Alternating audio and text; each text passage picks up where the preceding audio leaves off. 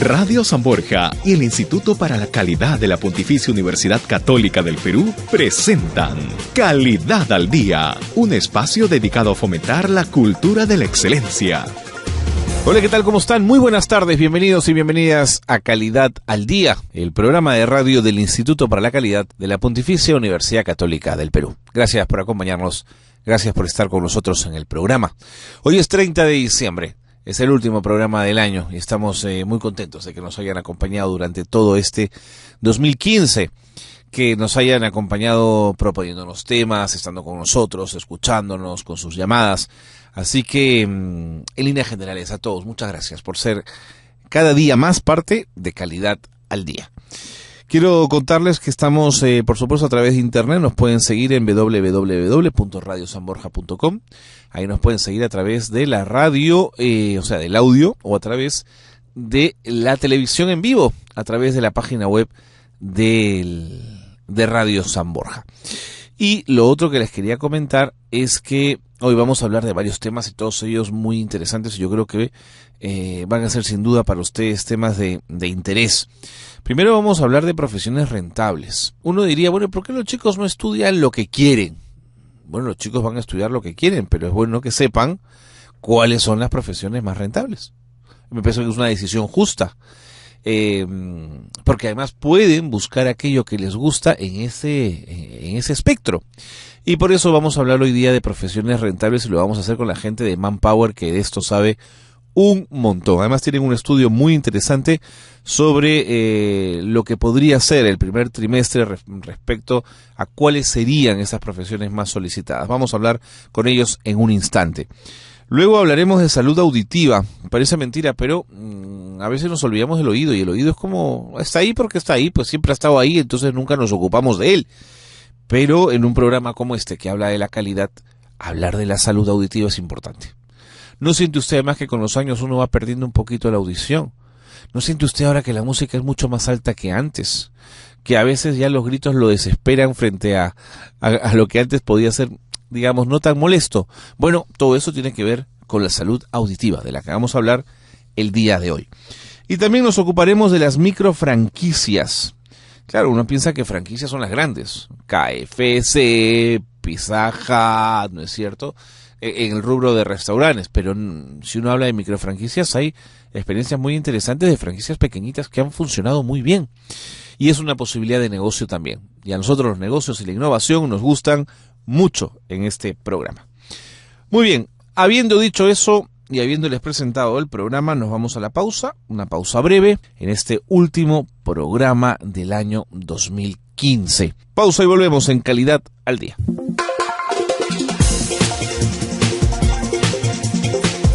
Bien, y tal como lo habíamos anunciado antes de irnos a la pausa, el primer tema del programa de hoy son las profesiones rentables. Y como les decía, la gente de Manpower en esto son especialistas porque conocen el mercado, pero además porque lo investigan y lo conocen y dan opiniones sin duda muy interesantes. Mirela Flores es directora de operaciones de Manpower Group y está con nosotros en este último programa del año para hablar de las profesiones rentables. ¿Cómo estás, Mirela? ¿Qué tal? Buenas tardes. Gracias por la invitación. Una recontra caserita, bienvenida siempre al programa. Gracias por estar con nosotros. Antes de entrar al tema de fondo, ¿desde cuándo eres directora de operaciones? Cuéntame. Desde octubre de este año. No te creo. ¿Qué significa eso en Manpower? Estoy encargada de 2 de las 4 marcas que representan Manpower Group acá en Perú y en el mundo, de Manpower y de Manpower Group Solution. Somos alrededor del 80% de la facturación a nivel nacional. Entonces me encargo de responsabilidad. Sí, de supervisar el servicio de estas 2 marcas, ¿no? O sea, tu estrés se ha disparado al 200%, ¿no? Pero muy contenta por ella. Por supuesto sí. Que sí, te estoy fastidiando. Bueno, Mirela, vamos al grano. ¿Cuál ha sido la carrera de mayor demanda en el 2015? Bueno, tal como comentabas, nosotros tenemos diversos estudios, vemos un poco cómo está el mercado laboral y tenemos una encuesta que es de escasez de talento. ¿Escasez? Sí, exactamente. Esta muestra es de más de 41,000 gerentes de recursos humanos a nivel mundial. Uh-huh. Estamos muestrando en 42 países a nivel global, todo que tenemos justamente la presencia, global de Manpower Group. Y los resultados, justamente lo que mostraban era no solamente profesiones, sino también gente con estudios técnicos, ¿no? Veíamos como las primeras profesiones que tenían mayor nivel de escasez de talento, lo que era técnicos electricistas, técnicos mecánicos, ¿no? Entonces, si bien no es una carrera que puede tomar a nivel profesional 5 años de estudios, por ejemplo acá en Perú, sino que toma 4 años, pero que a nivel del técnica, mercado, por supuesto. sí, está bastante demandada, ¿no? No te creo. Sí, justo también mencionan que dentro de las personas que egresan o que egresan en los institutos acá más renombrados, cada uno de los estudiantes antes de egresar ya tiene más de 3 oportunidades de empleo. Entonces, son bastante bien reconocidas laboralmente y bien remuneradas en el mercado, ¿no? Esa es mi pregunta. Puedo estar muy demandado, pero no sé si mi remuneración va a ir en el mismo sentido. ¿Eso se encuentra?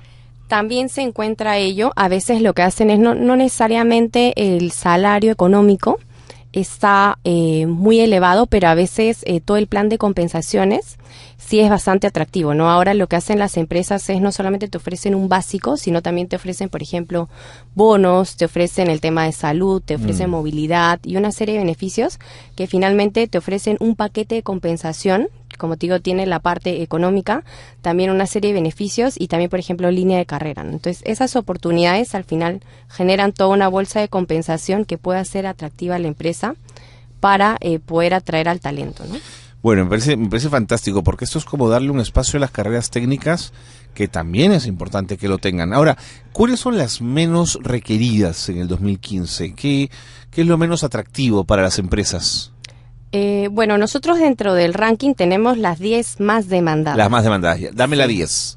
La 10 es operadores de maquinaria de producción. Pero sigue siendo un tema técnico entonces, Mirela. Efectivamente, justamente a veces tenemos como la concepción de que solamente estudiando una profesión, una carrera universitaria, podemos tener una opción, pero a veces el mercado es importante poder escucharlo, ver hacia dónde está demandando talento. A veces sí tenemos profesionales de las mismas carreras, ¿no? Definitivamente en la parte también de carreras universitarias hay demanda, sobre todo por ejemplo ingenierías, ¿sí?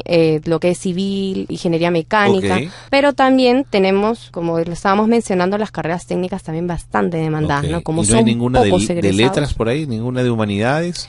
Tenemos geología también, o sea, son las carreras que uno ve dependiendo del requerimiento del país y hacia dónde va la industria. Seguro. Uno tiene que ver, por ejemplo, también qué sectores están viendo más contratación, cuáles tienen mayor expectativa de empleo, que también es otro de los estudios que hace Manpower Group, y ese estudio sí lo hace a nivel de cada uno de los países que elabora la encuesta, ¿no? En función a estas 10 profesiones más requeridas, los montos de los ingresos mensuales, ¿entre cuánto oscilan? Puede variar porque también depende de los años de experiencia laboral que tiene la persona, ¿no? Entiendo. Y también varía del nivel o del tamaño de la empresa, ¿no? Si es una empresa global, si es una empresa local, pero lo que se ha observado es que ha habido un incremento progresivo del salario desde que uno inicia labores, desde las preprofesionales, porque años previos, te hablo hace 5 años, uno podía salir incluso trabajando o practicando ad honorem, ¿no? Ahora eso ya no sucede. Siempre o por lo general supera la expectativa el salario mínimo, por ejemplo, y a veces le dan otros beneficios, como te digo, el ser flexibles con el tema de los horarios, el tema de reconocer movilidades o alimentación, ¿no? Y hay sí empresas muy grandes que lo que quieren hacer es justamente captar el mejor talento desde que entra a una fase de trainee o entrenamiento y formarlo para que luego sean los futuros líderes de la empresa, ¿no? En Manpower han podido detectar en este año 2015, en estas 10 profesiones más requeridas, si hay alguna distorsión con respecto a género, es decir, si piden más hombres o más mujeres, si da igual. ¿Ese aspecto hacen cruces con esos datos, Mirela? Nosotros sí tenemos una población de más de 8,000 trabajadores. Justo estábamos conversando de este tema con nuestro gerente general porque queríamos también incentivar más el tema de apoyo en temas de género. Así es. Como lo hacemos desde, nosotros le reportamos actualmente a la Dirección de México y tienen todo un trabajo de Fundación Manpower que justamente contribuye con darle empleo de repente a poblaciones que son más vulnerables o más difíciles de, por ejemplo, reinsertarse, ¿no? Hay casos, por ejemplo, de mujeres que son, tienen estudios técnicos o estudios profesionales y que de repente ponerlo un momento en stand-by por el tema de la maternidad, luego el tema de reinserción laboral es más complicado, Claro. ¿no? Entonces, un poco lo que hace Manpower es trabaja justamente con grupos de personas que pueden tener dificultades para reinsertarse y le dan empleo, por ejemplo, enseñándoles técnicas para hacer merchandising. Y son los mismos merchandising que nosotros podemos entregar, ¿no?, a nuestros clientes, por ejemplo. Fantástico. Entonces damos esas oportunidades, ¿no? Te lo preguntaba también porque esto puede estar atravesado por un prejuicio, es decir, ¿por qué una mujer no podría operar una máquina industrial, no es cierto? Por ejemplo, el otro día conversamos con un gerente de una inmobiliaria que cuando los edificios que construían entraban ya en etapa de detalle, solamente contrataban mujeres. O sea, el pequeño arquitectas. detalle, la cosa pequeñita, mujeres. Y me pareció fantástico porque ahí encontraste, digamos, el espacio donde probablemente ellas sean mucho más hábiles que nosotros los hombres. Interesante. Muy bien. Ahora, ¿ha sido un año difícil en términos laborales para la obtención de estos empleos? Sí, dentro de los resultados globales, nosotros somos el segundo país con mayor escasez de talento, Perú. Ah, no te creo. Y sí, estamos después de Japón, por un tema más demográfico en el caso de ellos, nosotros más por el tema de que el perfil no siempre coincide con el requerimiento de las empresas. No te creo. O sea, Sí, que estamos trayendo gente de fuera para llenar esos cupos. Sí, no necesariamente traemos gente de fuera, sino que tenemos mayor dificultad y tenemos que ir implementando mayores estrategias, ¿no? Ok. Justamente dentro de los países en los cuales hemos mostrado estos 42 países, hay pocos que ya están anticipándose a establecer estrategias. Y varias de las estrategias que se observan, por ejemplo, en 1 de cada 5 empresas, nosotros ya las estamos implementando, porque justamente todas las soluciones que brindamos tienen que ver con el talento humano. Entonces, nosotros ya estamos implementando estrategias no solo en la atracción, sino también el tema de desarrollo y retención de nuestro personal. Entonces, si bien ha sido bastante difícil, lo que hemos hecho es trabajar, por ejemplo, en temas de desarrollo, en temas de crecimiento laboral, en temas de clima laboral, y eso ha hecho que, por ejemplo, en sectores tipo call center, donde la rotación es más del 40%, Es muy alto, sí. hemos podido controlarla menos del 10%. Entonces, todo es a través de una estrategia novedosa de temas de desarrollo de talento y el tema también de que la gente se siente identificada con la empresa, ¿no? Que esté acorde, por ejemplo, el salario acorde al mercado, el tema de un buen clima laboral, un buen trato, compañerismo, ¿no? Y darle las oportunidades para que las personas vean que dentro del cargo que ocupan cuando inician la empresa no es el que necesariamente tienen que ocupar siempre, sino que pueden hacer línea de carrera en función Ok. a que aproveche estas oportunidades, ¿no? Ahora, como te preguntaba si está viendo gente fuera a trabajar, por supuesto mi experiencia es un microcosmos y no tiene ningún asidero científico, pero mi sensación cuando camino por las calles, cuando voy a un centro comercial, cuando entro a un bar, escucho más voces extranjeras que antes. Escucho mucho argentino, mucho colombiano, mucho español. Entonces, por eso te preguntaba si algo tenía que ver con esto. A veces no necesariamente es porque como estrategia reclutemos gente de fuera, cosa que en general, o sea, digo, no es que sea la principal estrategia, pero también se hace. Seguro. O incluso buscamos desde Perú personal para diferentes países, ya sea para que se recoloquen entre otros países, por ejemplo, en Sudamérica o en Centroamérica, viendo un poco cómo está el mercado y dónde están los principales profesionales, las carreras que buscamos. Pero también puede responder un poco a que el Perú está siendo bastante atractivo justamente por las oportunidades que ofrecemos y por la estabilidad que tenemos también económica. Entonces sí hay mucho tema podemos tener bastante tema de personal de diferentes países que buscan oportunidades acá. Seguro. Y efectivamente, como hay un tema de demanda fuerte en el mercado de tener cada vez más talento dentro de sus empresas, encuentran justamente la oportunidad, ¿no? Entonces sí es un país que por el contexto del tema de reclutamiento es bastante atractivo para trabajar acá, ¿no? Y hacer línea de carrera rápido, ¿no? Ujú. De acuerdo. Ahora, más dudas respecto a estas 10 profesiones más ranqueadas. De nivel universitario, ¿cuántas son de las 10? De las 10 tenemos todo lo que tiene que ver sobre todo con Las el tema de ingenierías, de acuerdo. el tema de contabilidad y finanzas Ok.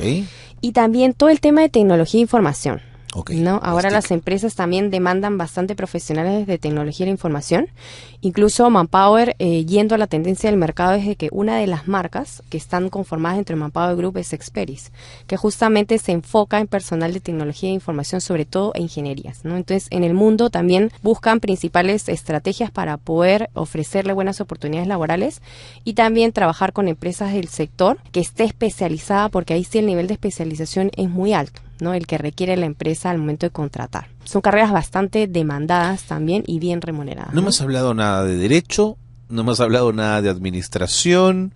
Da la sensación que comienzan o es un mercado saturado o dejan de ser atractivas, ¿no? Puede ser que de repente ahorita ya la oferta está, o la demanda está superando un poco la Seguro, oferta. ¿no? Entonces, un poco lo que uno podría hacer como estrategia, porque ya finalmente si uno en determinada etapa ya tiene su pregrado, es un poco complementarlo en la etapa del posgrado, Seguro. ¿no?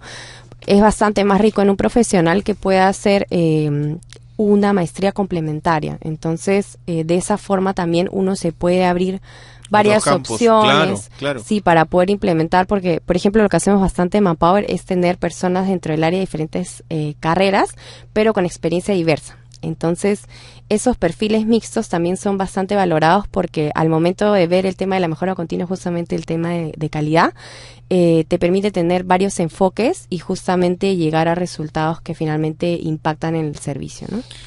Muy bien, Mirela, me voy a la pausa, pero no te vayas porque quiero que al regresar nos cuentes de las proyecciones para el 2016, al menos para el primer trimestre, y ver cómo se presentan las cosas. De pronto no es muy cambiante y la tendencia siguen siendo las mismas, pero ya tú nos contarás a ver cómo van las cosas el próximo año. Vámonos a la pausa y venimos con más aquí en Calidad al Día. Tips para la calidad. Beneficios de un control interno. Logra objetivos y metas establecidas.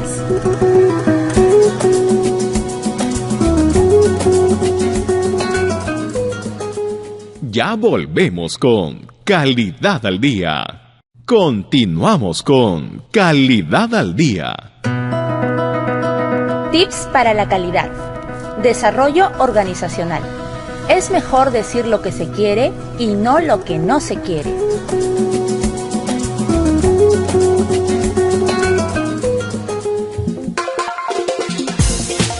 Seguimos en Calidad al Día, seguimos en el último programa del año en Calidad al Día, el programa de radio del Instituto para la Calidad de la Pontificia Universidad Católica del Perú. Estamos con Mirela Flores, ella es directora de operaciones de Manpower Group y estamos hablando de profesiones rentables. Y ahora yo quería preguntarle para este 2016 cuáles son las expectativas de empleo para el Perú. Esto a partir además de una investigación que ha hecho Manpower. No crean ustedes que Manpower viene acá y nos cuenta 3 cosas porque se les ocurrió. No, tienen unos estudios y unas investigaciones al respecto muy interesantes. Vamos con ello. Mirela, ¿qué es lo que han encontrado? Bueno, nosotros hemos ya aplicado la encuesta de expectativas de empleo para el siguiente trimestre, ¿Ya? el primer trimestre de 2016. Y lo que hemos encontrado en esta muestra de 700 empleadores es que si bien estaremos en un año electoral, igual la expectativa de empleo igual sigue creciendo, ¿no? Crece, ok. Sí, va a crecer en un 6%. ¿Y eso es mucho? ¿Es poco? ¿Es lo normal? ¿Estamos en el rango? Está siguiendo más o menos una tendencia. En el último año nosotros hemos variado entre 13 y 7%. Ya. Entonces, generalmente, bueno, este año estamos terminando ya el último trimestre con un 10%, que generalmente por un tema estacional también aumenta un poco, por ejemplo, en temas de trade marketing, las campañas, por ejemplo, en sectores tipo consumo masivo también. Entonces, más o menos está alineada la tendencia, ¿no?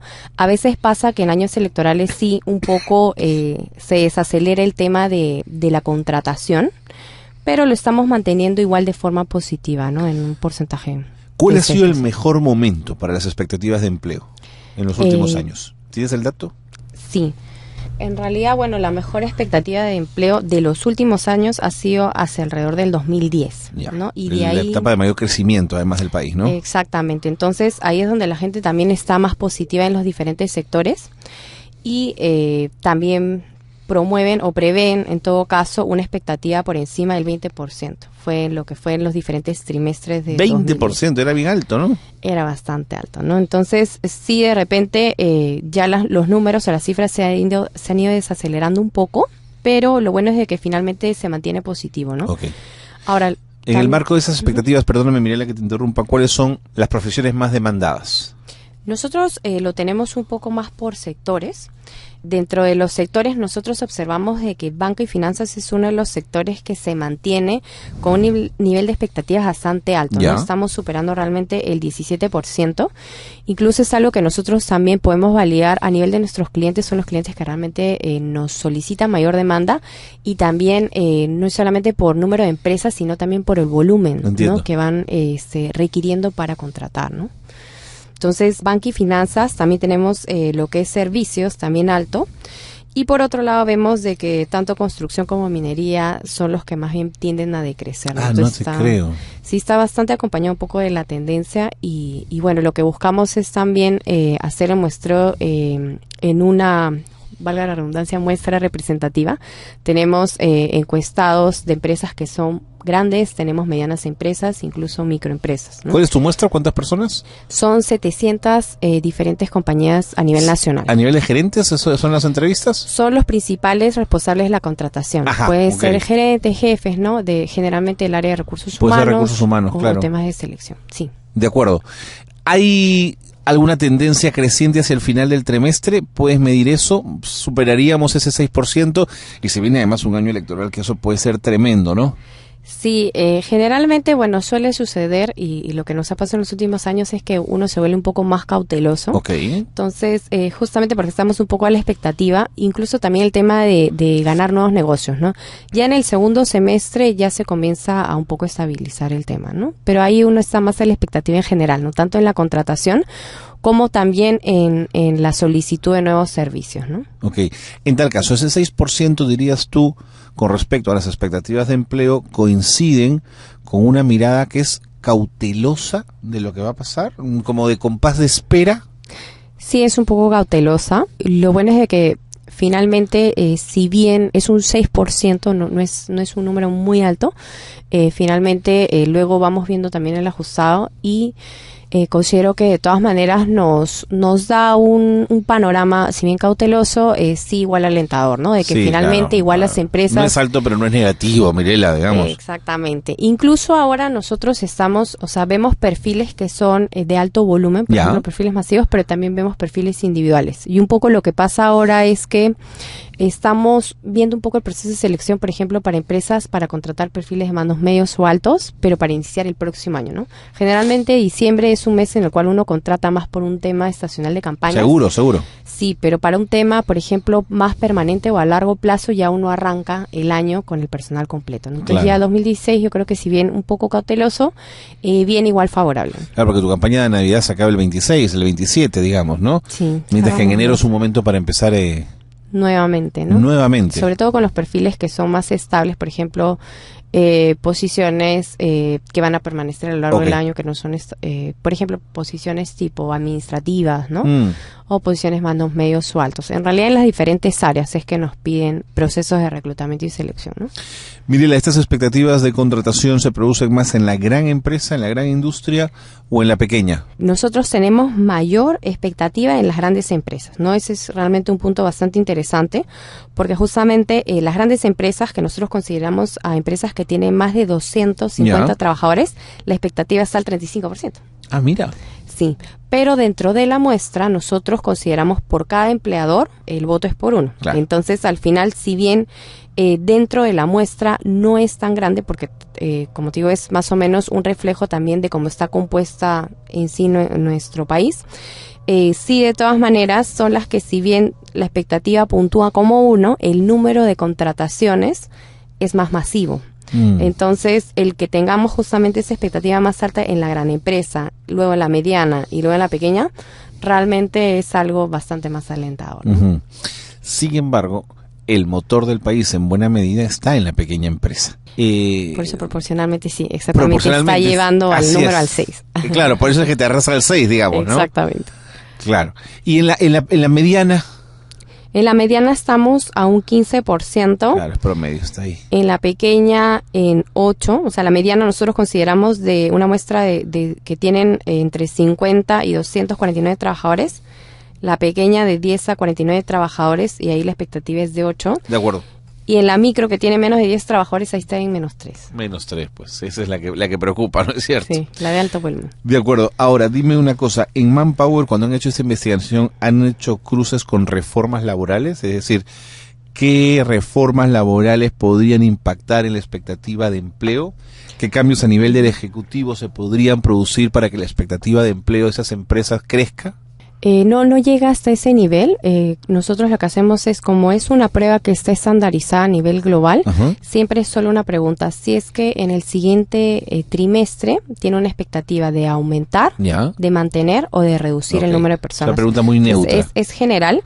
Lo que nosotros vemos un poco es si corresponde a qué tamaño de empresa, vemos si corresponde, por ejemplo, a qué sectores. Entiendo. Y vemos un poco también dentro de las ciudades del mismo país, por ejemplo, acá dentro de Perú, vemos cuáles son las ciudades que tienden a, por ejemplo, nosotros tenemos entre las que tienen mayores expectativas, tenemos a Ucayali, a Lima, Junín. Ucayali, qué curioso. ¿Y por qué? ¿Tienes explicación de eso? No. Difícil saberlo, sí, no había que hacer una inversión mayor, ¿no? Sí, efectivamente, habría que en todo caso ver ya una parte más cualitativa, ver categorías y un poco ver si es que se tiende a repetir en la ciudad, por qué es que están dando una expectativa tan alta de empleo, ¿no?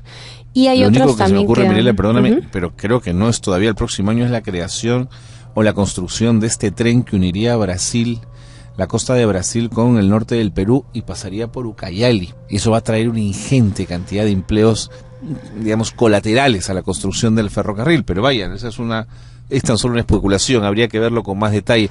El tema forestal también es cada vez más interesante en Ucayali. Bueno, perdóname que te interrumpí. Ucayali, Lima. Y dentro de los que sí tenemos menor expectativa está un Piura, una Libertad, que podría ser también por un tema más que nada ya de estacionalidad. Estamos bastante cautelosos, por ejemplo, con el tema del niño, ¿no? Entonces, ahí hay preocupación, sí, incluso de los negocios que ya operamos, para el mismo Manpower o para nuestros clientes también estamos un poco cautelosos de ver cómo podemos afrontar, cómo podemos prevenir, ¿no? Dificultades. Podría estar relacionado también, pero no es definitivo o concluyente, ¿no? Me parece interesante que hayas hecho una comparación por regiones hacia adentro, pero ¿tienes comparaciones hacia afuera? ¿Cómo están las expectativas de empleo en la región, en América Latina? Bueno, nosotros... ¿Qué dice Colombia? ¿Qué dice Chile? Yo te estoy pidiendo demasiado, digamos, la investigación tiene sus acotaciones y sus momentos, pero aprovechando que estás aquí, quería preguntarte si han mirado al barrio. Sí, bueno, nosotros vamos viendo, por ejemplo, en Colombia también las expectativas están por el 10%. Un poquito más alto que nosotros. Un poquito más alto. Tenemos una Argentina que está, bueno, similar, pero también un poco más alto, está en 8%. Pero Brasil, ahí vamos, no es tampoco gran diferencia. Sí, estamos bastante cercanos. Bueno, sí se observa, por ejemplo, Brasil, que existe una expectativa negativa de -3. Bueno, es que Brasil tiene unos problemas estructurales complejos. Tiene una crisis política además. Sí, a ellos sí, o sea, sí les está impactando bastante. Muchísimo, el tema laboral. muchísimo, sin duda. Y bueno, tenemos otros países, por ejemplo, como México, que también está en positivo, con 13%. Y en Centroamérica tenemos Panamá con 12% y un Costa Rica con una expectativa más favorable de +16, ¿no? Toma, Costa Rica, qué bien, ¿no?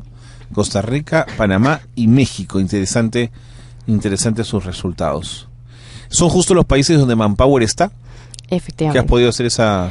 Sí, nosotros vemos un poco el comparativo de en dónde están las mayores expectativas, dónde están las menores expectativas. Vemos, por ejemplo, en Estados Unidos que está en +17 y que Q a Q va mejorando justamente la expectativa, ¿no? Va del 2009, que fue la gran caída, ha ido justamente incrementándose cada uno de los trimestres. Bueno, ¿no? pero eso es una magnífica noticia, porque si el empleo crece en Estados Unidos, entre esos empleables hay peruanos. Y esos peruanos que ganan y que son muy trabajadores, mandan su dinero en las remesas al Perú, y eso activa y reactiva la economía, sin duda, de una forma increíble. Sí, efectivamente. Qué bueno, ese dato es bien interesante. ¿En cuántos trimestres viene Estados Unidos creciendo? A partir del 2009, arrancando el 2010, ya sube la expectativa. Sí, y sigue creciendo la previsión hasta el 2016, sigue para arriba, ¿no? La tendencia es para el crecimiento. Bueno, ni hablar, nos has traído buenas noticias. Yo creo que es una mirada cautelosa, pero que no es negativa. Sí creo que la pequeña empresa tiene que tener un revulsivo. Ojalá que el próximo gobierno se anime a ponerle gasolina para que ese motorcito vaya rapidito. Y gracias, Mirela, por estar con nosotros en un día complicado y casi a puertas del año nuevo. muchísimas gracias por haber venido. Muchísimas gracias a ustedes por la invitación. Y que sea un magnífico año para ti y para Manpower. Igualmente, gracias. Porque a este paso te tenemos de gerente general el próximo año.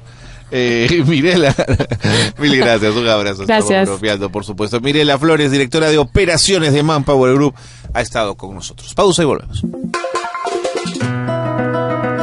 Tips para la calidad. Beneficios de un control interno. Promueve el desarrollo organizacional.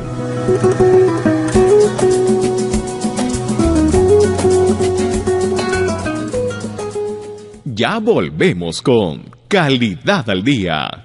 Continuamos con Calidad al Día. Tips para la calidad. Desarrollo organizacional. Es mejor decir lo que se quiere y no lo que no se quiere.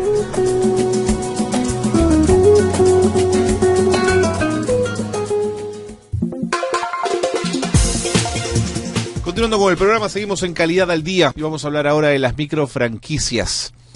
La microfranquicia cuenta con todos los elementos que integra una franquicia. Tiene una marca, tiene un know-how, digamos un saber hacer, ¿no es cierto? La diferencia es que la inversión total para adquirirla no rebasa un límite de $5,000. Por lo tanto, son las mismas características llevadas a una escala menor. Y eso es fantástico, porque hay quienes pueden ser pequeños o medianos emprendedores que aprovechan en esta posibilidad una oportunidad muy grande.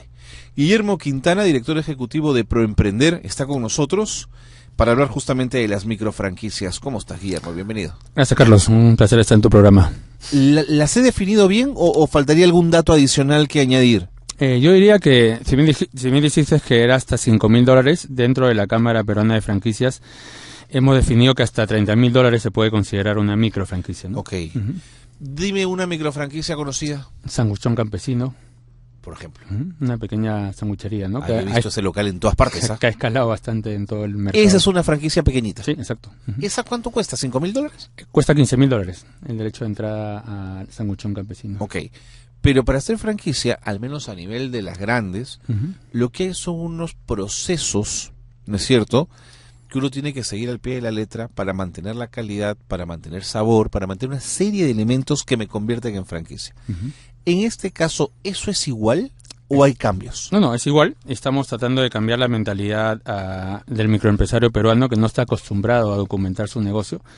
Estamos cambiando el chip, estamos ayudando a que este microempresario dé importancia a desarrollar los manuales, los procesos, a valorizar su marca. Que ¿No suele hacerlo? No lo suele hacer, no es un emprendedor empírico que aprende en la calle, en la cancha, pero no suele hacer sus manuales, sus procesos y valorizar su marca porque en el tiempo va a crecer, va a pasar la curva de experiencia y puede estar listo para franquiciar su negocio, ¿no? O sea, y el trabajo que he hecho cotidianamente en ese proceso de hacer manuales y aprendiendo, ya no tiene que darse la chamba de nuevo a hacer todo. Exacto. Ya está listo, Ya está digamos. listo. Exacto. Interesante. Ahora, ¿en qué áreas las microfranquicias han tenido más éxitos? ¿En servicios?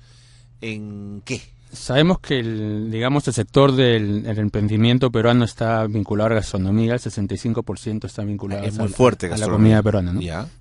¿Y qué otros? Luego le sigue la educación, le siguen los salones de belleza, los spas, las peluquerías, las pequeñas bodegas, sangucherías. Ya, pero por ejemplo, en educación, una microfranquicia, ¿cuál podría ser?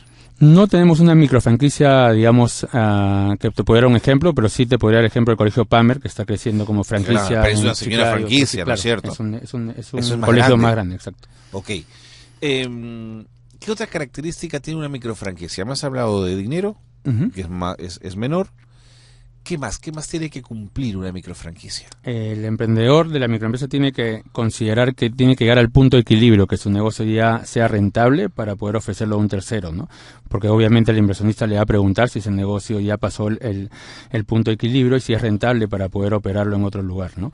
Y también las microfranquicias van de la mano con el microcrédito. El microempresario se apalanca de las cajas municipales para pedir un crédito y poder hacerse dueño de sus herramientas de trabajo, ¿no? ¿Por qué no en la institución bancaria? ¿Por qué en las cajas? No, también. Claro. ¿También podría? Sí, claro. Ah, ok. De acuerdo. Suelen utilizar las cajas, ¿no? Con mayor 80% suelen usar las cajas y los demás usan. Por el tema de las tasas, por Exacto. los intereses. Ajá. De acuerdo. Ahora, yo ya pagué para entrar al club.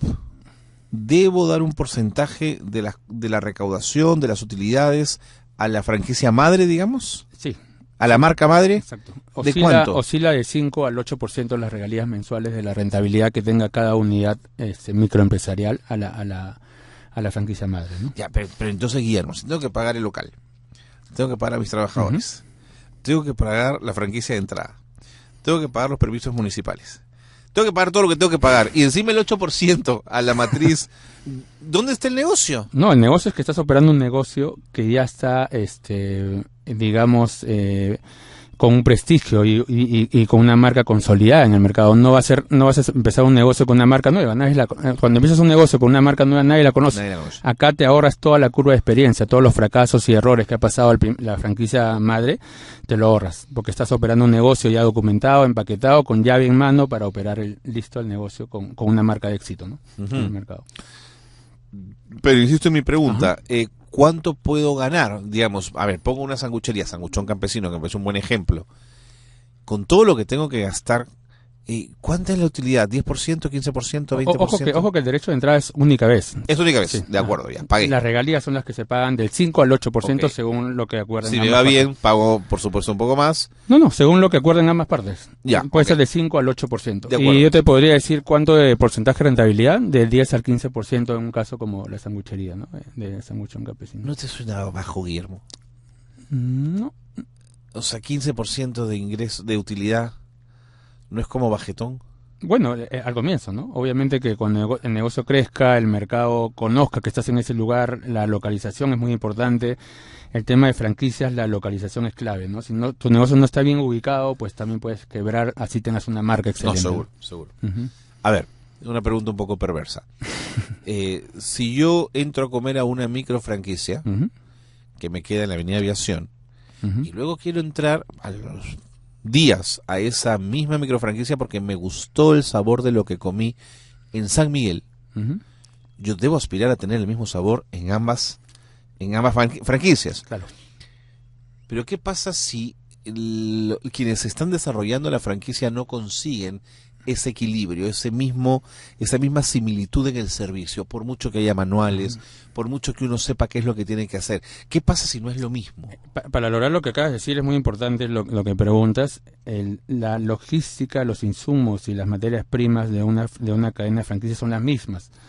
Las materias primas que va a llegar tanto al local de San Miguel como al local de aviación van a ser los mismos para que el sabor sea el mismo. La logística está centralizada desde la franquicia madre, que comienza a distribuir cada insumo o cada condimento que va a necesitar no sabía eso. cada producto o cada plato en un restaurante. O sea que si mi franquicia es de pizzas, la franquicia madre me va a mandar la salsa de tomate. Exacto.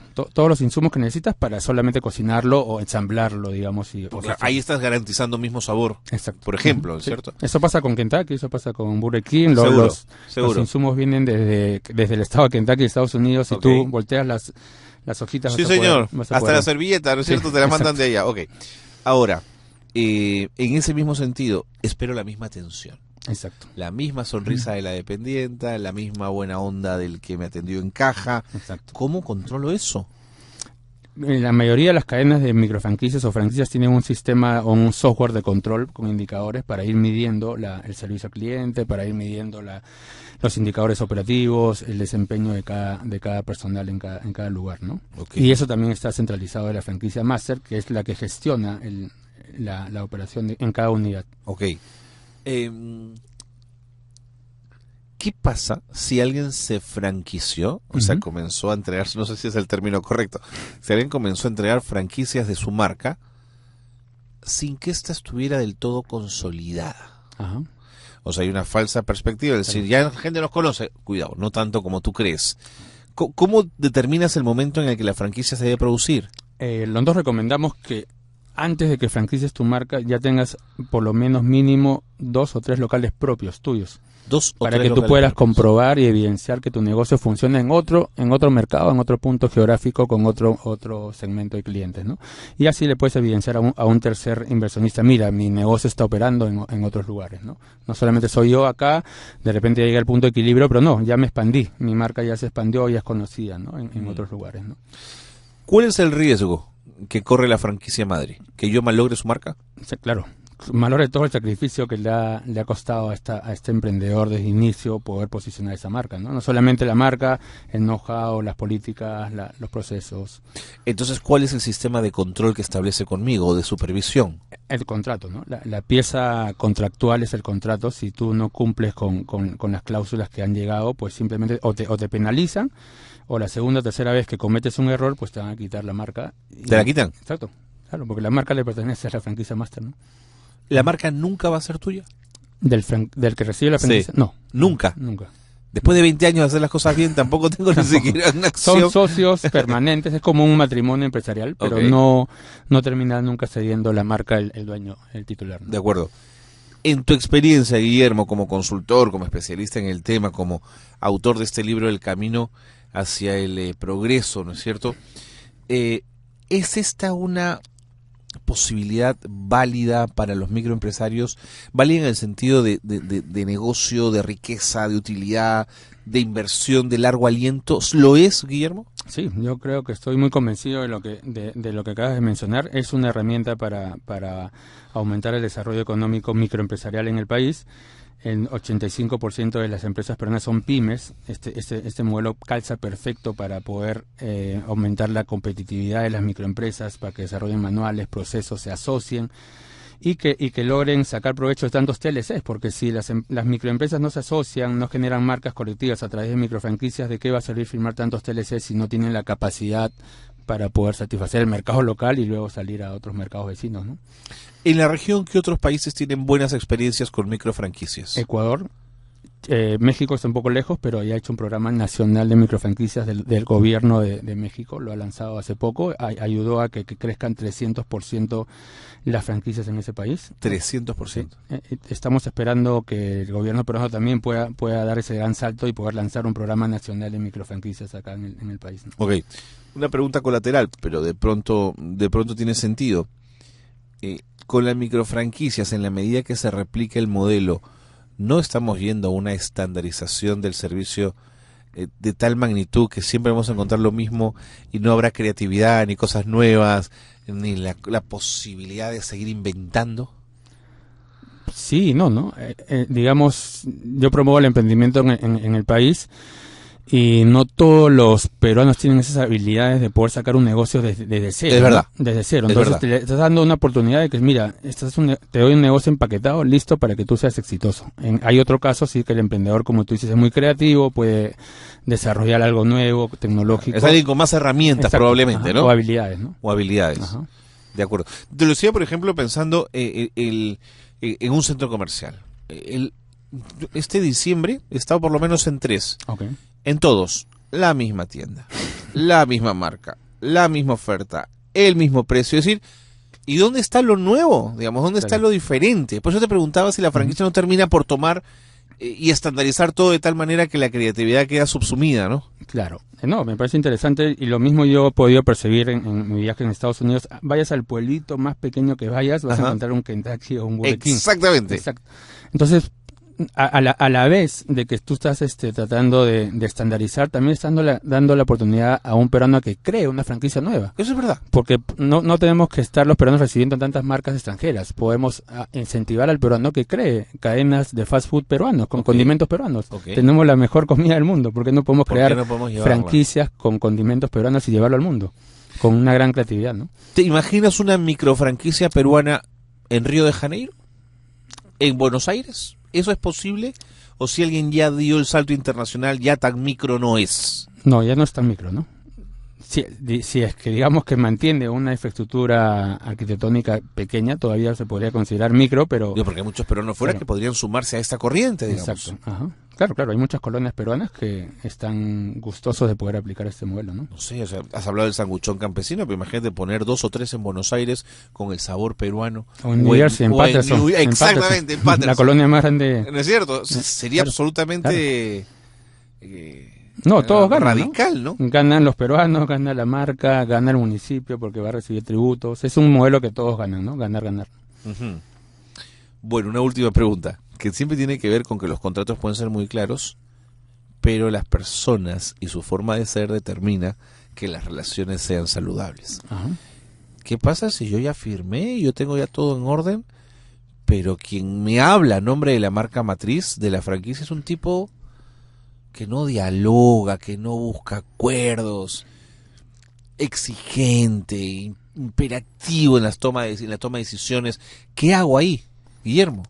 Bueno, primero, es por ambos lados, ¿no? Es complicado buscar un buen perfil de un franquiciado, y también es, por otro lado, el inversionista tiene que buscar un buen perfil del dueño de la marca, ¿no? ¿Qué haría? Pues lograr buscar una persona que pueda intermediar o ayudar en la negociación para que esto camine, ¿no? Vivimos en una sociedad peruana muy desconfiada, entonces es mejor tener las cosas claras desde el comienzo para no tener después conflictos que puedan hacer caer un negocio. Puede ser un negocio excelente, y la idea es tener las cláusulas claras desde arranque, ¿no? La microfranquicia, siempre hago esta pregunta, ¿tiene rostro de hombre o rostro de mujer? ¿Quiénes entran más a una microfranquicia? ¿Quiénes entran más? Si lo vinculamos a la gastronomía, hay bastantes chefs masculinos que están emprendiendo sus propios restaurantes, ¿no? Guillermo Quintana, muy interesante. Muy interesante, porque además la vez pasada que estuviste, que nos hablaste de tu libro y de las cosas ligadas hacia el progreso, el tema de la microfranquicia había quedado pendiente, así que ahora le hemos podido dar vuelta y profundizar un poco más. Muchísimas gracias. No, gracias, Carlos. Gracias por haber estado con Un nosotros. placer. Guillermo Quintana, director ejecutivo de ProEmprender, ha estado con nosotros. Pausa y volvemos. Tips para la calidad. Gestión de proyectos. Concrete detalles de su proyecto.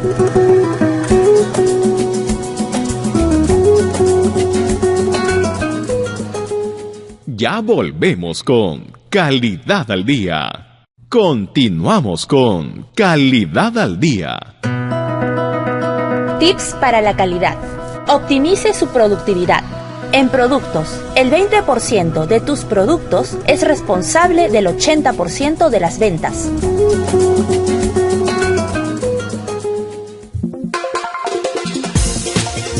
Muy bien, en Calidad al Día nos ocupamos siempre también de la calidad de vida.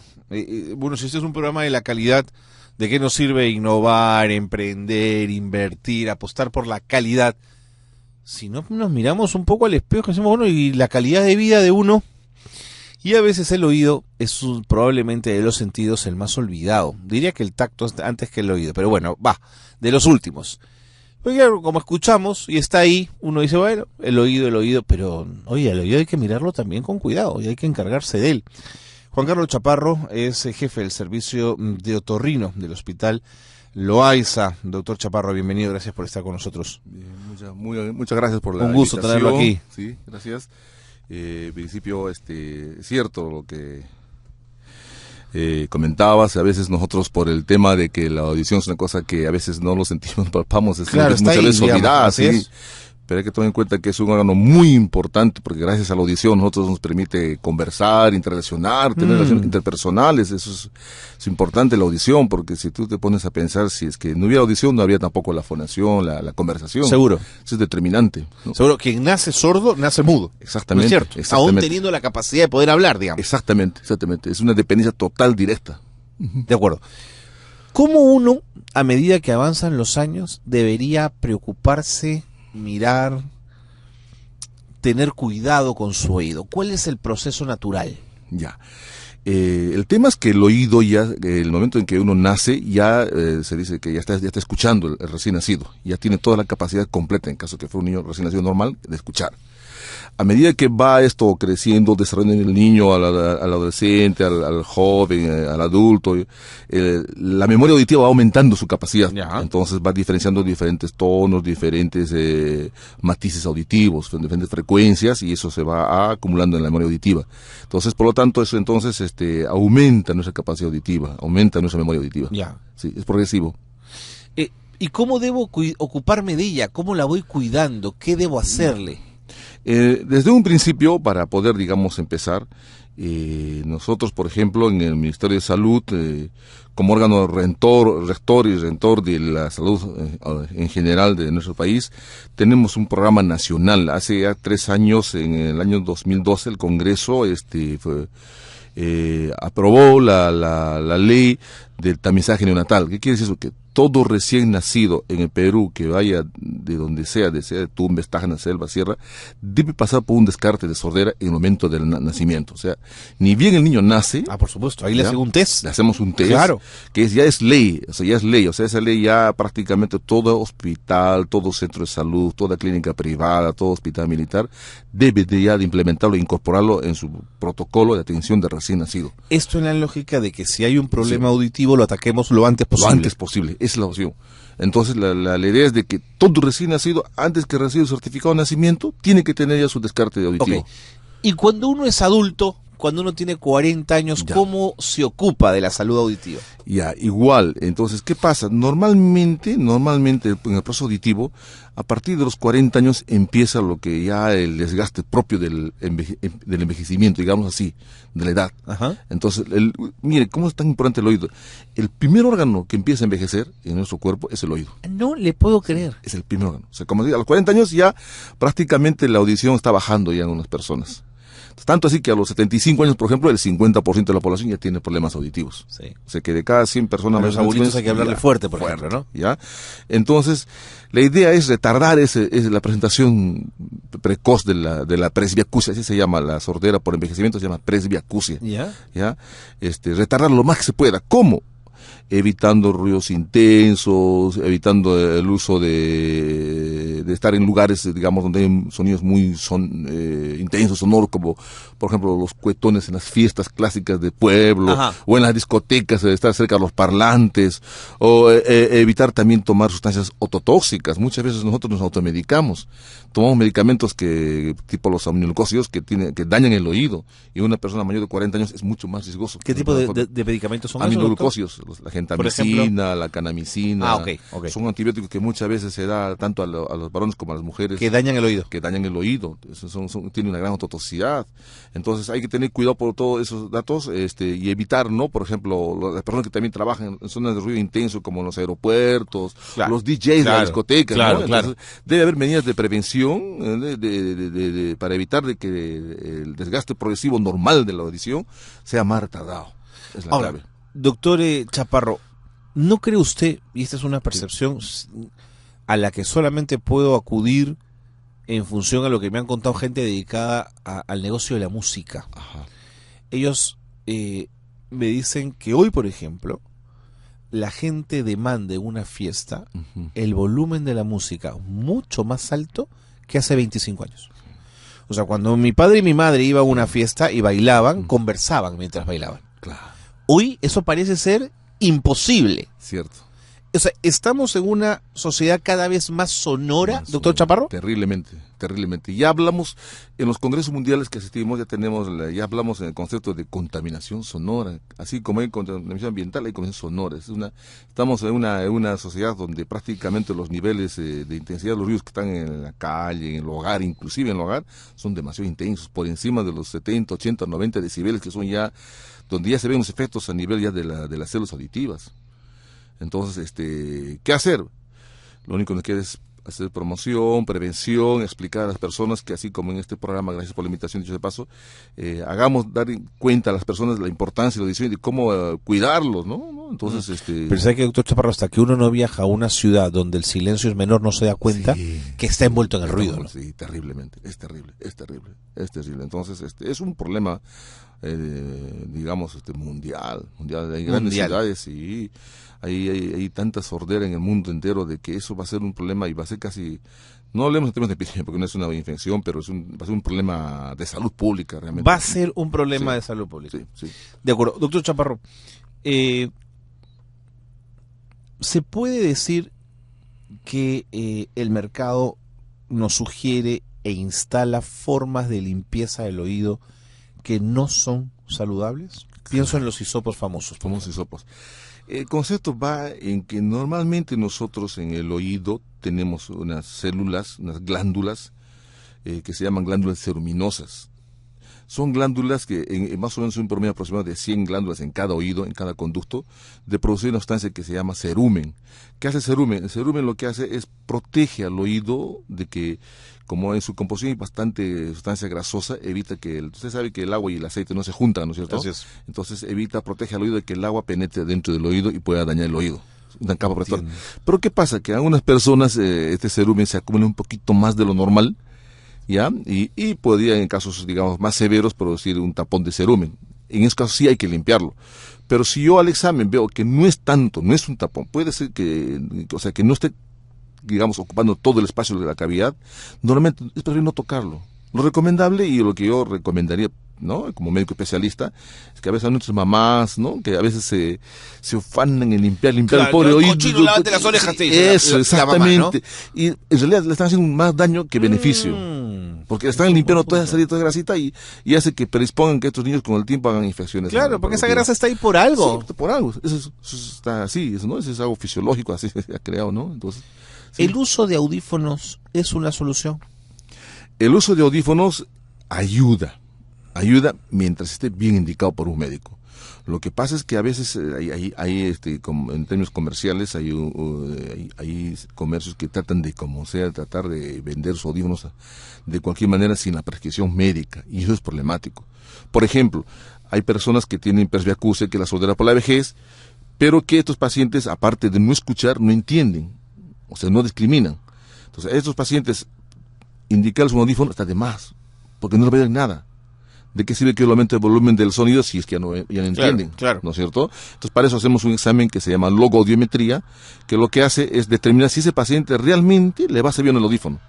Mientras no se haga ese examen, no es razonable adquirir un audífono. Entonces, ¿eso quién lo hace? El especialista, el otorrino, el audiólogo lo hace, una prueba especial llamada audiometría, más una logoaudiometría, que es el examen determinante para ver si el audífono va a servir o no.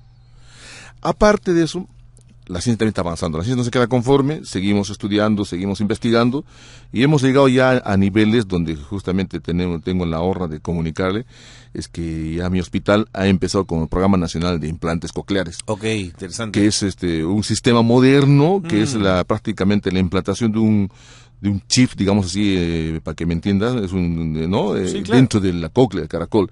Entonces, estamos ya empezando, este implante está Eso es indicado desde fantástico. recién nacidos hasta personas que tengan 60, 70 años que los requieran. Doctor Chaparro, cuando ve uno a un muchacho o a una muchacha que vuelve a escuchar o que escucha por primera vez a partir de este Es implante, una- es fascinante. Es una maravilla, es espectacular. Es la respuesta. espectacular.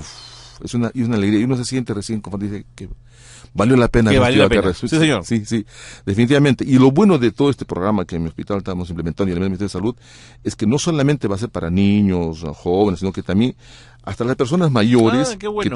que estén en capacidad laboral activa, Ajá. que hay muchos gerentes, empresarios, ejecutivos que tienen problemas de sordera por la edad, también son candidatos para el implante. O sea, no hay razón para que ellos se queden sin audición. Entonces, esto es una tecnología nueva De acuerdo. que que se está haciendo en nuestro país y que realmente estamos al nivel de cualquier otro país avanzado de la región. acuerdo. ¿Sí?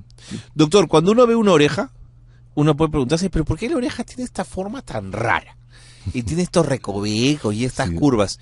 Y está pensado para funcionar como una caja que evite que los sonidos fuertes entren directamente al tímpano. Pero cuando veo a los muchachos Sí. que se ponen los audífonos adentro de Adentro. la oreja, digo, estos están locos.